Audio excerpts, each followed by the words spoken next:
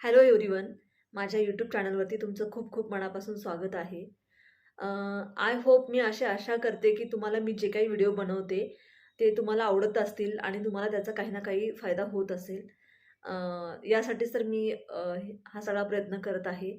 आपण continuously law of attraction किंवा quantum physics या गोष्टींवरती बोलतो आणि लॉ ऑफ अट्रॅक्शनमध्ये ज्या काही टेक्निक येतील त्या बाबतीतही आपण बोलतो किंवा आपल्याला काय काय अनुभव आले किंवा आपली काही सक्सेस असेल तर तेही मी तुमच्याशी शेअर करते. आज एक अशी सक्सेस स्टोरी मी तुमच्याकडे शेअर करणार आहे जी माझी स्वतःची आहे आणि मी खूप प्रयत्न केला की तुम्हाला पुराव्यासकट मी ते दाखवू, पण मला जे पेज मी लिहिलं होतं 2 वर्षापूर्वी ते माझ्याकडे नाही आहे. तर मी खूप प्रयत्न केला ते शोधण्याचा. ते कुठे हरवलं किंवा कुठे गायब झालं नाही माहिती आहे मला. पण ती जी स्टोरी आहे, जी 2-2.5 वर्षापूर्वी घडलेली आहे, ती मी तुम्हाला सांगते. तुम्हाला तर आता माहितीच आहे, की मी कोल्हापूरमध्ये राहते. माझी जॉइंट फॅमिली आहे. काही कारणास्तव जेव्हा मला दुसरीकडे राहायचा प्रसंग येणार होता, तर त्यासाठी घरातले परमिशन देणार नव्हते. म्हणजे मी एकुलती एकटी सून असल्यामुळे घरातले परमिशन देणार नव्हते आणि तेही कोल्हापूरमध्ये. बाहेरगावी असतं पुणा, मुंबई, तर ठीक आहे, नवऱ्याच्या जॉबसाठी आम्ही बाहेर आलो राहायला असं झालं असतं.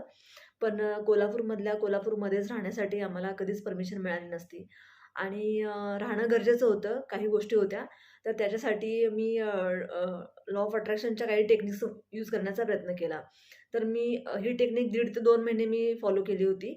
व्हिज्युअलायझेशन आणि स्क्रिप्टिंग होतं आणि मेडिटेशन या 3 गोष्टींमुळे मी आता ज्या घरी आहे, त्या घरी मी राहते. तर स्टोरी अशी होती, की मी जेव्हा मला राहायचं असं ठरलं आमचं आणि घरातनं परमिशन मिळणार नाही हे लक्षात आलं, तेव्हा मी कोणाशी आर्ग्युमेंट किंवा कोणाशी त्या गोष्टींवरती म्हणजे राहायला जायचं आहे किंवा नाही किंवा असं काहीच मी संभाषण केलं नव्हतं. फक्त मी एक गोष्ट फॉलो केली, की मी सकारात्मक राहिले आणि मी जी गोष्ट मला पाहिजे होती त्यासाठी मी ती पहिल्यांदा लिहून काढली. तेच मला तुम्हाला पेज दाखवायचं होतं, पण माझं नाही आहे. तर ते मिळालं तर मी नक्कीच शेअर करेन. तर मला जे हवं होतं त्याप्रमाणे मी ते लिहायला सुरुवात केलं. तर त्याची स्टोरी अशी होती, मी अगदी डेट सकट लिहिलं होतं. म्हणजे आपण अफर्मेशन किंवा स्क्रिप्टिंग करतो, त्याच्यामध्ये आपण डेटसुद्धा आपण लिहितो ना, तसं लिहिलं होतं मी, की मला कोणत्या डेटपर्यंत ते घर हवं आहे, जे माझ्या स्वप्नातलं घर असणार आहे. आणि मी कोल्हापूरमध्येच ते घर व्हिज्युअलाइज केलं होतं. कारण मला माहिती होती माझ्या नवऱ्याची जॉब जी आहे ती इथेच असणार आहे किंवा आम्ही इथेच राहणार आहोत. तर मी त्याप्रमाणेच ते घर कोल्हापूरमध्येच हे केलं होतं. तर पहिल्यांदा मी काय केलं एका पेजवरती पूर्ण मी सकारात्मकपणे स्वतःला मी फील करवलं आणि कोणताही डाऊट घेतला नाही, की माझं हे काम होईल की नाही? मला परमिशन मिळेल की नाही? हे आमच्या गोष्टी सक्सेस होतील की नाही?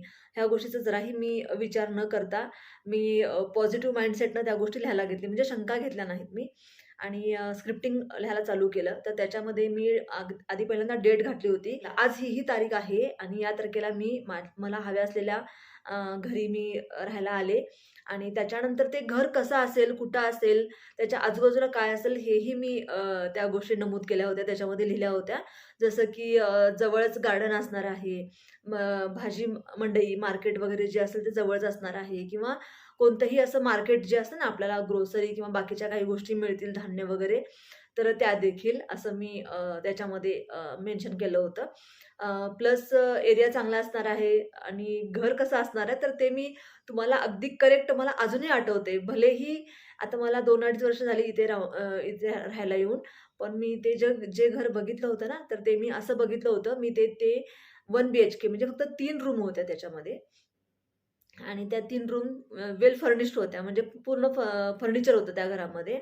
असं मी बघितलं होतं. कारण आम्ही अ, डबल सामान काही घ्यायचं म्हणजे आम्ही म्हणजे माझे मिस्टर एकुलते एकटे आहेत. मग ते डबल हे होणार ना, म्हणून आम्ही माझ्या डोक्यात असं होतं, की मला फर्निचर असलेलं सगळं पूर्ण सेट असलेलं घर मला हवं आहे आणि तसंच मी बघितलं, की 3 रूम आणि सगळ्या रूममध्ये फर्निचर म्हणजे बाहेरच्या हॉलपासून परत किचनमध्ये ज्या ट्रॉल्या जे काही असेल ते किंवा आमचं बेडरूममधलं कबर्ड वगैरे जे असेल ते सुद्धा किंवा ड्रेसिंग रूम वगैरे ते सगळं त्यांचंच असणार आहे. आणि आम्ही फक्त असंच आमचं जे काही थोडंफार सामान आम्हाला लागणार आहे, भांडी वगैरे हेच फक्त आम्ही इथून घरातून आणायचं आहे वगैरे. तर ते कुठे असणार आहे, कुठल्या साईडला असणार आहे, कशी दिशा असणार आहे आणि बाहेरून हॉलमध्ये आल्या-आल्या पहिल्यांदा काय असणार आहे. तर उजव्या हातालाच चप्पल ठेवण्यासाठीचं एक कपाट असणार आहे. त्याच्यानंतर त्याच्या थोडंसं पुढे गेल्यानंतर तिथं टीव्ही असणार आहे भिंतीवरती आणि त्याच्यानंतर डाव्या साईडला कोच असणार आहे आणि समोर एक टेबल असणार आहे. बाहेरच्या बाजूला एक बाल्कनी असणार आहे ओपन आणि ती खूप मोठी असणार आहे. त्याच्या खालीच गार्डन असणार आहे आणि त्या बाल्कनीमध्ये बसून मी चहा पिते. आम्ही दोघं जण पेपर वाचतोय, मी गप्पा मारतोय असं आणि त्याच्या बाल्कनीच्या खालीच गार्डन असल्यामुळे गार्डनमधलं सुद्धा मला वरती दिसतं. असं मी ते असं मी ते स्क्रिप्टिंगमध्ये लिहिलं होतं. त्याच्यानंतर सेकंड रूम जी होती ती होती किचन. तर किचनमध्ये जी श्रद्धा गणपती बाप्पांच्या वरती होती. त्याच्यामुळे मी गणपती बाप्पांची एक छोटीशी मूर्ती ती मी कुठे ठेवली होती, त्याच्यासमोर किती स्पेस होता, परत किचन कट्टा कसा होता, अ, परत ट्रॉल्या वगैरे किंवा त्याच्याच बाजूला आमचं डायनिंग टेबल असणार आहे. ह्या सगळ्या गोष्टी मी अगदी डिटेल केल्या होत्या त्या. त्याच्यानंतर तिसरी खोली जी होती ती बेडरूम होती. तर बेडरूममध्ये मला एक छोटंसं टेबल मी ठेवलं होतं आणि तिथेच पुस्तकांचं शेल्फ होतं, की मला काही वाचायचं असेल तर मी ते खाली घेऊन वाचते किंवा काही लिहायचं असेल तर लिहिते आणि आमचं जे काही ड्रेसिंग टेबल असणार होतं किंवा आमचे कपडे ठेवण्यासाठी कबड असणार होतं किंवा बेडसुद्धा त्यांचाच असणार होता. म्हणजे फर्निचर फुल सगळं त्यांचं असणार होतं. तर बेडच्या दोन्ही साईडला आपण मोबाईल किंवा पाण्याची बॉटल, तांब्या वगैरे आपण काहीतरी ठेवण्यासाठी जे दोन्ही साईडला असतं ना, तर तेही मी त्याच्यामध्ये लिहिलं होतं. तिथेच बाथरूम, टॉयलेट वगैरे जे काही असेल ते आणि तिथे पण एक बाल्कनी असं मी सगळं लिहिलं होतं. आणि बाल्कनीमध्ये दोन्ही बाल्कनीमध्ये काय-काय असणार आहे हेही मी ठरवलं होतं, की मला मोगरा आवडतो, तर मोगऱ्याचं झाड होतं आणि त्याला मोगऱ्याची फुलं लागली होती. तसंच तुळस जी प्रत्येकाच्या घरी असायलाच हवी ती मी म्हणजे लिहिली होती. त्याच्यानंतर ॲलोवेरा म्हणजे कोरफड मला पाहिजे होती म्हणून कोरफड, जास्वंदीचं झाड पाहिजे होतं म्हणून जास्वंदीचं झाड, अशी गवती चहा वगैरे अशा टाईपची मी काही एक 7-8 झाडं वगैरे त्याच्यात लिहिली होती. मी जेव्हा घरातून बाहेर पडेन तेव्हा माझ्या घराच्या साईडलाच मला तिथे गार्डन मी रोज फिरायला सकाळी जाते किंवा मार्केट असेल, भाजी मंडई असेल, सगळं तिथं असेल. मुलांसाठी पण सगळ्या सोयी असतील तिथं. हे सगळं मी त्याच्यामध्ये लिहिलं होतं आणि मी 3च रूम पाहिल्या होत्या. हे मी सगळं लिहिलं होतं असं आणि मी हे लिहिल्यानंतर मी ते एक 2-4 वेळा वाचलं आणि त्याच्यानंतर मी ते व्हिज्युअलायझेशन करायला लागले आणि सेम मी माझे डोळे बंद केल्यानंतर एखादी मूव्ही आपण आपल्या डोळ्यासमोरून कशी जाते एखादी मूव्ही आपण जर बघितलेली असेल ना, तर ती जशीच्या तशी आपल्या डोळ्यासमोरून जाते ना, की आपण ती मूव्ही बघतेवेळी कसं फील करतो. लिटरली ही मला लॉ ऑफ अट्रॅक्शनवरती फक्त ह्या माझ्या मॅनिफेस्टेशनमुळं माझा विश्वास बसला. कारण ही माझी मोठी मॅनिफेस्टेशन होतं. कारण छोट्या-छोट्या गोष्टी तर मी फार अट्रॅक्ट केल्या होत्या. म्हणजे काही असेल, Cadbury असेल, फुलं असतील किंवा हॉटेलमध्ये जेवायला जाणं असेल अचानकपणे किंवा एखादं गिफ्ट असेल किंवा आपल्या मनासारखी एखादी गोष्ट करणं असेल.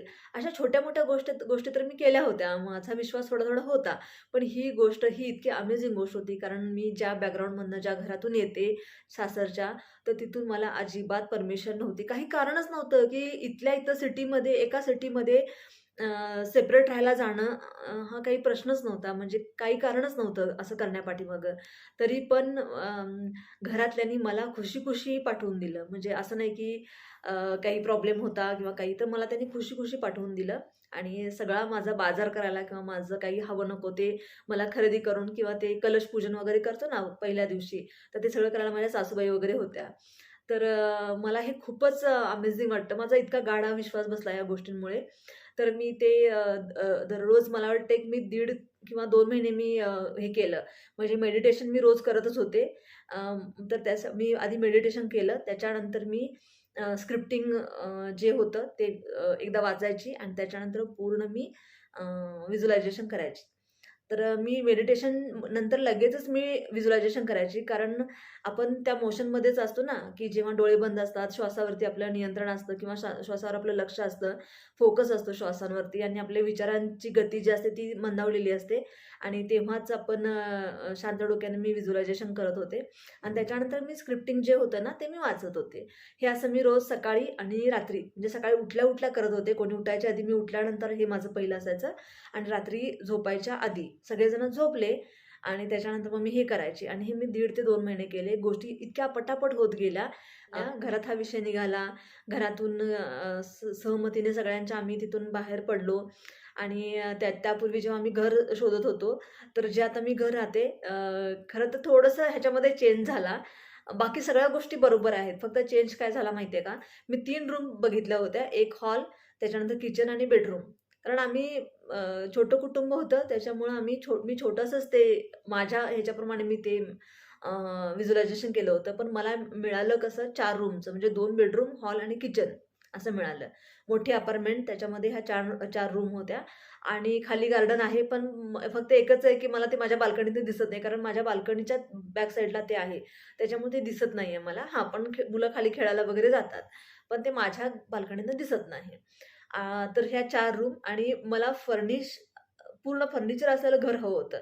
तेवढी माझी एक त्यातली जे मॅनिफेस्टेशन माझं जे होतं ना, तेवढंच ते फक्त हे झालं, की 3 रूम होत्या, पण 4 रूम मिळाल्या आणि मला फर्निचर सहित घर पाहिजे होतं. पण या घरामध्ये फर्निचर नाही आहे. म्हणजे ट्रॉल्या सोडल्या तर बाकी असं काहीच फर्निचर नाही आहे इथं. तर हे एकच सोडलं तर सगळ्या गोष्टी सेम आहेत. सगळ्या गोष्टी सेम आहेत. परत इथे गार्डन आहे. घराच्या अगदी जवळ आहे आणि भाजी मंडई इथं जवळच आहे. परत स्टँड जवळ आहे. रेल्वे स्टेशन, रेल्वे फाटक वगैरे जवळ आहे. त्याच्यानंतर मला डी-मार्ट जवळ आहे. मला मार्केट असं काहीतरी पाहिजे होतं जवळ, की जिथून मी एकाच ठिकाणावरून सगळ्या गोष्टी मी घेऊ शकेन. तर तिथे हे पण आहे. अशा सगळ्या गोष्टी जशा मला हव्या होत्या, तशा सगळ्या गोष्टी मिळाल्या. आणि सगळ्यात महत्त्वाचं म्हणजे मी गार्डन ज्या पद्धतीने मी विचार केला होता, मला बाल्कनीमध्ये जी झाडं लावायची आहेत ती, तर मला खरंच 2 बाल्कनी मिळाल्या. एक किचनच्या बाजूला आहे आणि एक हॉलच्या बाजूला आहे. बेडरूमच्या बाजूला नाही आहे. पण 2 आहेत बाल्कन्या. तर त्या दोन्ही बाल्कन्यांमध्ये मी खूप सारी झाडं लावलेली आहेत. सारी झाडं लावलेली आहेत. तर त्याच्यामध्ये मोगरा आहे, तुळस आहे, कोरफड आहे, परत जास्वंद आहे. अ, अशी भरपूर झाडं लावलेली आहेत. मनी प्लांट वगैरे सगळं अशी. तर हे सगळ्या गोष्टी माझ्या पूर्ण झाल्या.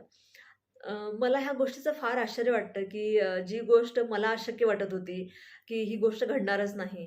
कारण काहीच कारण नाहीये ज्या गोष्टी मी ठरवल्या त्या गोष्टी होण्यासाठी.